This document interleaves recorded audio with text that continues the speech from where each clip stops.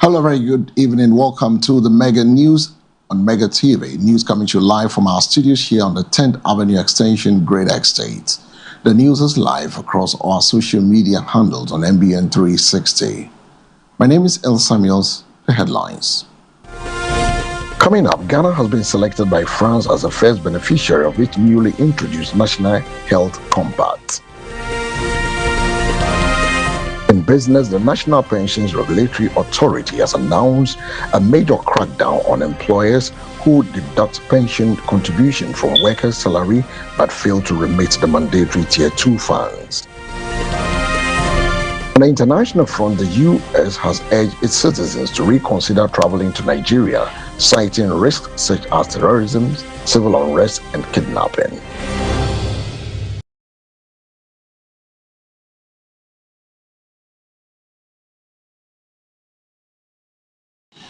The stories and more coming up in the next 30 minutes of your time. Ghana has been selected by France as the first beneficiary of its newly introduced National Health Compact, following a high-level bilateral talks between the President, John Dramani Mahama, and French President Emmanuel Macron in Paris. The announcement was made by President Macron on Wednesday, April 8th, after the President Mahama. It formed part of a broader discussions between the two leaders, which focus on key areas including health, agriculture, infrastructure, artificial intelligence, regional security, and Ghana's economic recovery. The talk also highlighted the proposed Accra-Kumasi Expressway as a critical infrastructure project requiring collaboration. President Macron further underscored the significance of Accra Reset initiatives being championed by President Mahama, noting it has received strong recognition during recent international engagement. President Mahama was accorded a full state welcome with military honors, at least event ahead of his official meeting with President Macron. The ceremony was marked by a precision and tradition, reflecting the long-standing diplomatic relations between Ghana and France. As part of the visit, the president also had talks with the president of the French Senate, Gerard Leclerc, where discussions centered on strengthening trade, investment, and enhancing regional security and deepening cooperation in the fight against terrorism. The President, John Dramani Mahama, has led a praise for Christina Koch following her selection as a new member of the landmark Artemis II mission, describing her achievement as a source of immense pride for Ghana.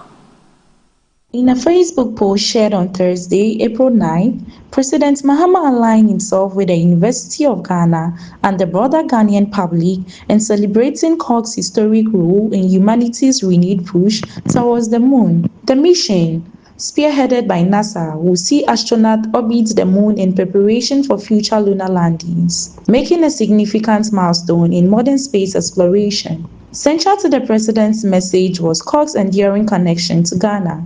He highlighted that she has spent the 1999-2000 academic year as an exchange student at the University of Ghana. An experience, he said, left a lasting imprint both on her and on the institution she briefly called home.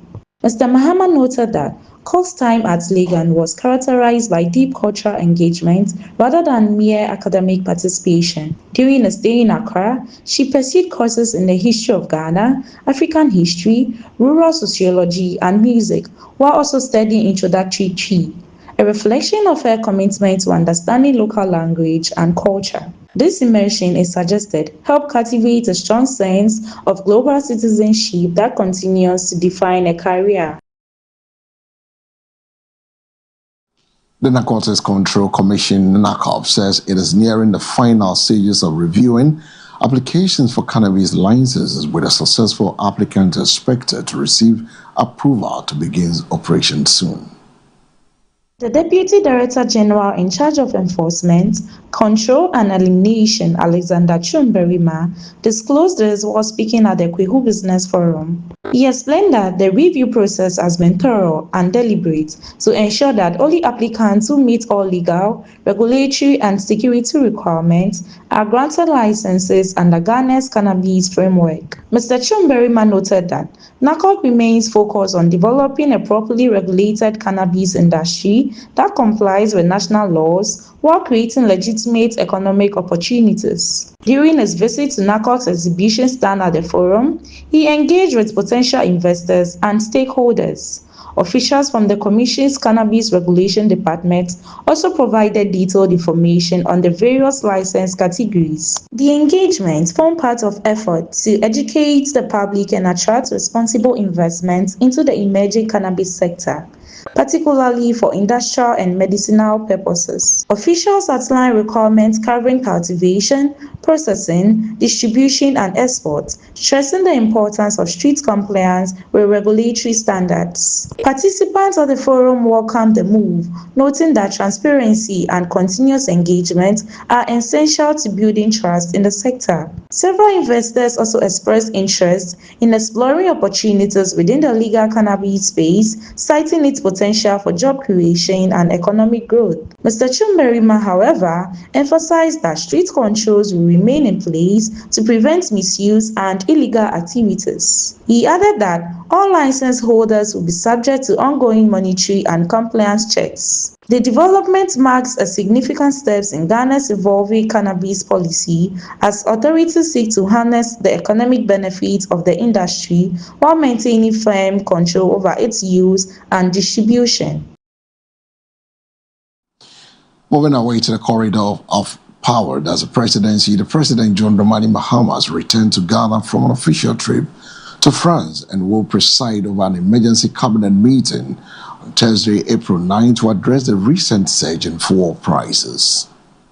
The meeting is expected to explore measures to mitigate the impact on households and businesses amid rising petroleum costs linked to heightened tensions in the Middle East. Sources within government told Channel One News that President Mahama is pushing for swift interventions to cushion Ghanaians from the economic strain caused by the price increases. Fuel prices in Ghana rose sharply from April 1, 2026, with petrol up about 50% to 30.30 Ghana cedis per litre and diesel rising roughly 19% to 17.10 Ghana cedis per litre for the April 1, 15 pricing window, according to the National Petroleum Authority. The National Road Safety Authority, NRSA, has declared that Toyota Vauxhall unfit for commercial use, warning that individuals operating the vehicle for such purposes are doing so illegally due to regulatory breaches and safety concerns. The decision follows a report presented on Wednesday, April 8, 2026, by a technical working group tasked with assessing the safety and suitability of the Toyota Vauxhall in Ghana. The review was triggered by the vehicle's high involvement in road crashes, as well as concerns over the conversion of right-hand drive models to left-hand drive. According to the report, the working group identified 4 key reasons the Toyota Vauxhall cannot be used for commercial purposes in the country, citing poor regulatory violations and significant safety risks. The NRSA says the directive is aimed at preventing further accidents and ensuring strict compliance with road safety regulations. Toyota Social Corporation confirmed that it does not manufacture left-hand drive versions of the Vauxhall or newer models, as they are produced exclusively for the Japanese domestic market. The company further stated that it has never endorsed or approved RHD to LHD conversions, declining requests to perform such conversions at its complete knockdown plans due to safety concerns. Despite this, approximately 90% of conversions are carried out locally in Ghana by artisans, many of whom acquire skills through informal apprenticeships. Field investigations reveal substantial modifications, including complete dashboard removal, wiring harness, splicing, and structural alterations that compromise vehicle integrity. 3 level 400 students of the University for Development Studies UDS have been remanded into the police custody for their alleged involvement in an armed robbery incident.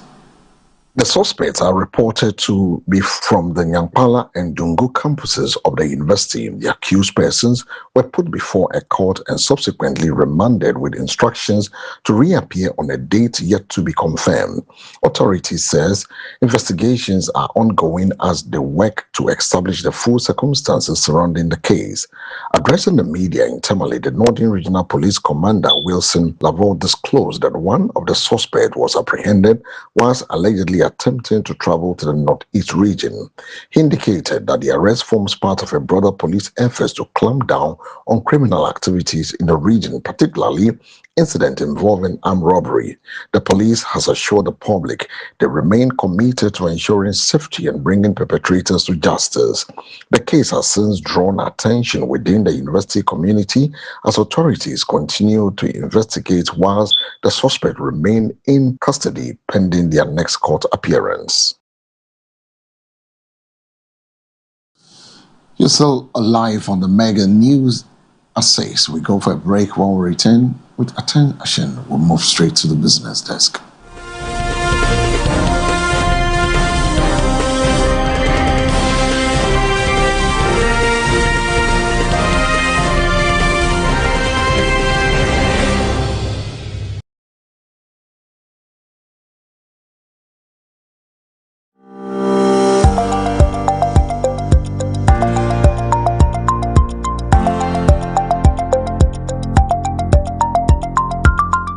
Every day on Ghana's roads, thousands of riders take to the streets to earn a living. But in just a few seconds, one mistake can change a life forever. Motorcycle crashes are rising, and riders remain among the most vulnerable road users. The truth is, many of these accidents can be prevented.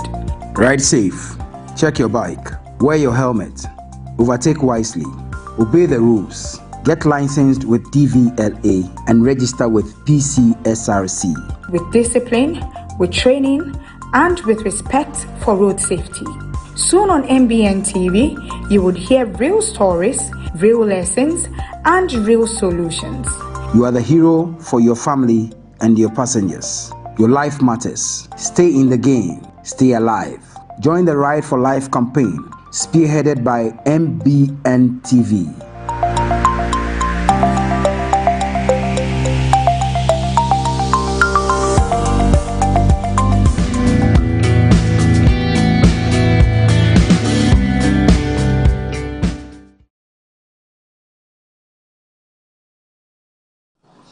Welcome back from the commercial break. It's now time to look on the business desk. The National Pensions Regulatory Authority, NPRA, has announced a major crackdown on employers who deduct pension contribution from workers' salaries but fail to remit the mandatory Tier 2 funds, warning that offenders will soon face prosecution.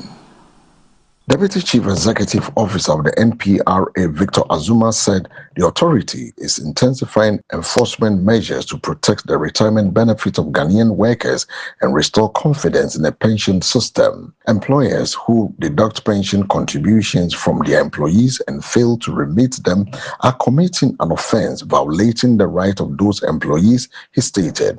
Mr. Azuma disclosed that the NPRA has significantly strengthened its legal and enforcement framework to deal with persistent defaulters. And according to him, more than 40 prosecutors have been trained nationwide to support the prosecution of non-compliant employers. He explained that the move forms part of broader strategy to ensure full compliance with Ghana's Tier 3 pension scheme, particularly the occupational Tier 2 component, which is privately managed but regulated by the NPRA. The president of ECOWAS Bank for Investment and Development, EBAD, George Ejekum Donko, has revealed plans to roll out a fresh funding support for small and medium-sized enterprises, SMEs, in Ghana this year. The move, he said, is part of efforts to strengthen SMEs, given their critical role in Ghana's economy. Dr. Ejekum Donko disclosed this in an interview with Joy Business in Accra. He explained that funding will be channeled through commercial banks in Ghana to ensure it reaches targeted businesses.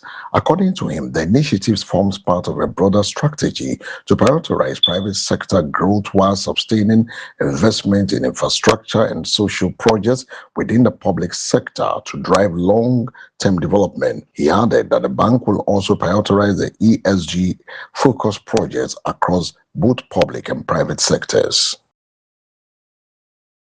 Coming up, we'll bring you sports after the break.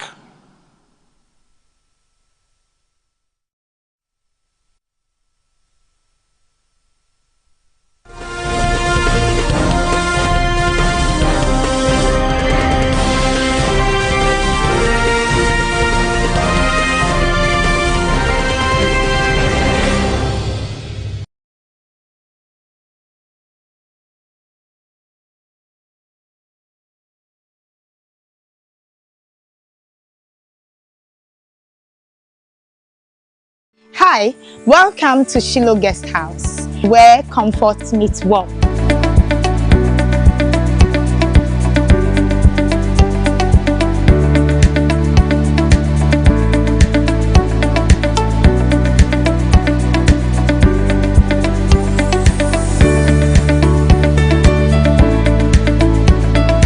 Our serene environment and cozy rooms provides a pleasant stay.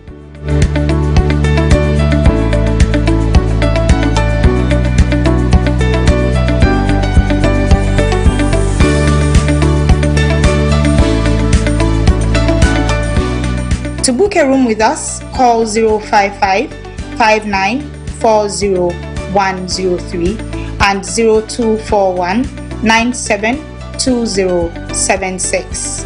Locate us at Teshinungwa Estate, number 8 Coconut Street, directly behind A-Life Supermarket. Shiloh Guest House, where comfort meets warmth.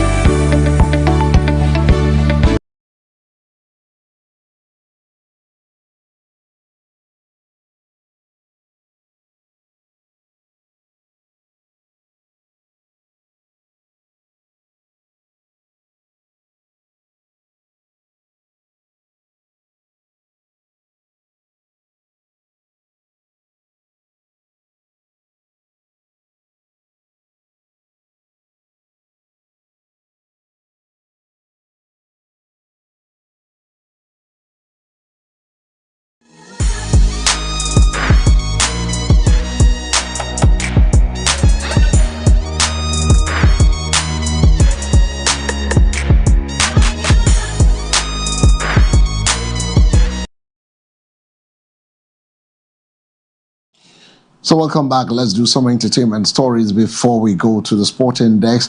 Momentum is building towards the inaugural edition of the Hola Accra Music Festival, and the Spanish ambassador to Ghana, His Excellency Angela Labarda, a tourist at Quivado, has met the Gamanche Kentucky Teko Chulu IV at his palace Incarnation in Accra to discuss the upcoming music event.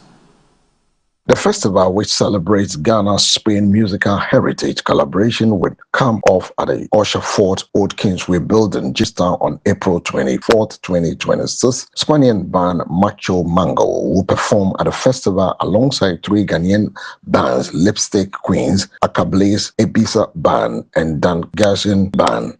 The Hola Accra Music Festival is organized by the Spanish Agency for Cooperation in collaboration with the Embassy of Spain in Ghana, the Musicians Union of Ghana Musical, Showbiz Africa, the Creative Arts Agency, and the Global Production with sponsorship from Coca-Cola, La Liga ES Sport, Super Sports, and GB Foods Ghana.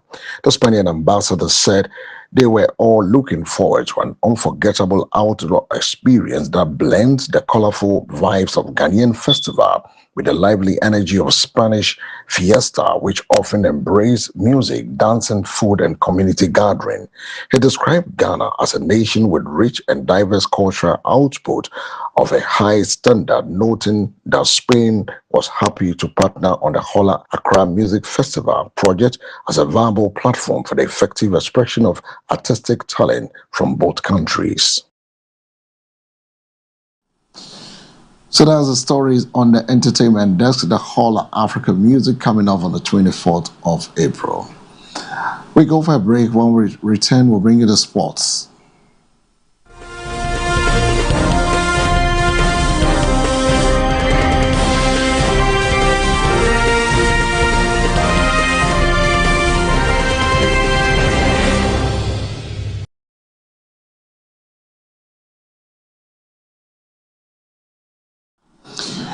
On the sports desk this evening, Ghana's forward Kudus Mohammed is at risk of missing the FIFA World Cup 2026 after suffering a fresh injury setback. Kudus was due to return from injury this month, having originally suffered a serious quad-tender injury in Tottenham Hotspur draw against Sunderland in January. Last month, Spurs' former interim head coach Ego Tudor has suggested the Ghanaian was 2 weeks away from a return. However, Kudus has not trained with Tottenham Hotspur since that interview and has now aggravated the injury. Although the nature of the injury remains unknown, Kudus is expected to miss the rest of the season and may miss Ghana's World Cup campaign in June. Before his injury, Kudus managed 9 goals and involvement in 24 Premier League and Champions League matches for Tottenham Hotspur. Sports Minister Kofi Adams has disclosed that Ghana Football Association is nearing the appointment of a new head coach for the Ghana national football team, with an official announcement expected within few days. Speaking on Channel One TV, Adams explained that the recruitment process is almost complete and a new coach could be unveiled before the start of next week. The minister also expressed optimism about the future of the national team, stressing that Ghana will possess quality needed to compete at the highest level of international football. The search for a new Black Star coach has drawn widespread attention, with several prominent names reportedly under consideration as the Ghana Football Association works to rebuild the squad and restore its competitiveness on the global stage. And so that's the stories on the sports desk. We go for a break. When we return, we head straight to the international front.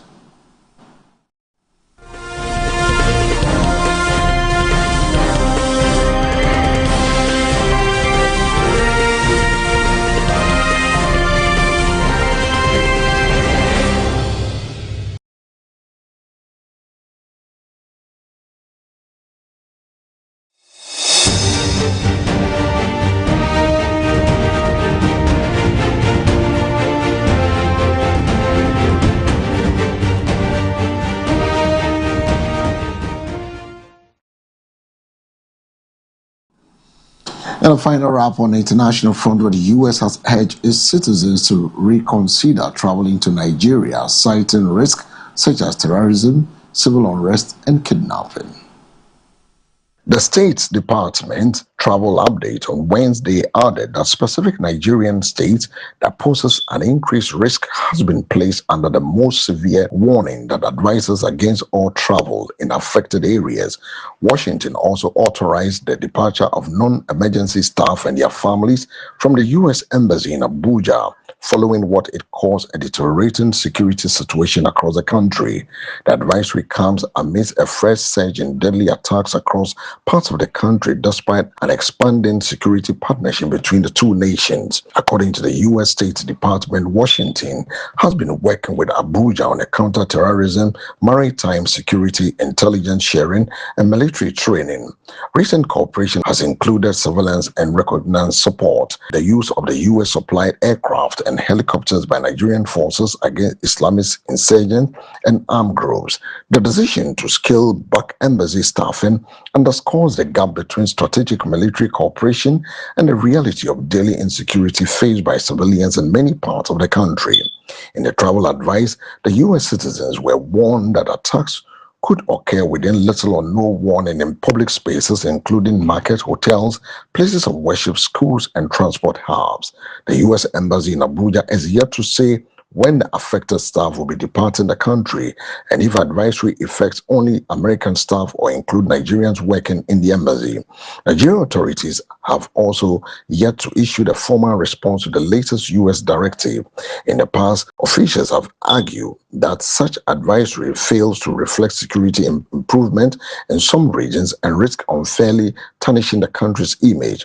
There are also fears that travel warnings could affect diaspora travel, international conferences, and development activities at a time when Nigeria is seeking foreign investment and economic recovery. Away from Nigeria, let's head towards Kenya, where Kenya has made a formal protest against the UN report which alleged that its personnel serving in the Security Council authorized mission in Haiti has been involved in sexual abuse. In a letter to the UN Chief Antonio Guterres, Kenyan Foreign Minister Musalia Mudavadi expressed concern about allegations that were first reported last August. A report by Secretary General made public last week implications officers under the Kenyan-led mission in 4 cases of rape and other forms of sexual violence. 3 of the alleged victims are children, 12 years old and 8 to 16 years. Mudavadi said the claims were promptly investigated through an inquiry and found to be unsubstantiated. The minister said in the personnel in multinational security support mission strictly adherence to all rules, that no report has identified any misconduct. A table in the UN report listing 4 allegations notes that each was communicated to the MSS Forces commander. The report says the allegations were substantiated by investigation conducted by the Office of the United Nations High Commissioner for Human Rights. According to the UN, the allegations are under review. The Kenyan-led mission was deployed to Haiti in 2024 to help combat gang violence following authorization by the UN Security Council. The force, which was meant to have up to 2,500 members, fell far short of the target, and beset by operational and funding challenges, it was unable to curb the violence.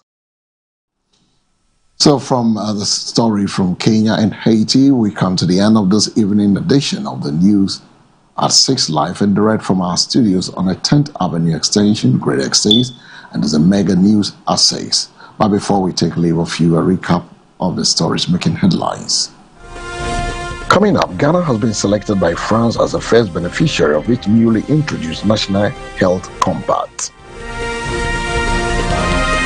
In business, the National Pensions Regulatory Authority has announced a major crackdown on employers who deduct pension contribution from workers' salary but fail to remit the mandatory Tier 2 funds. On the international front, the U.S. has urged its citizens to reconsider traveling to Nigeria, citing risks such as terrorism, civil unrest, and kidnapping.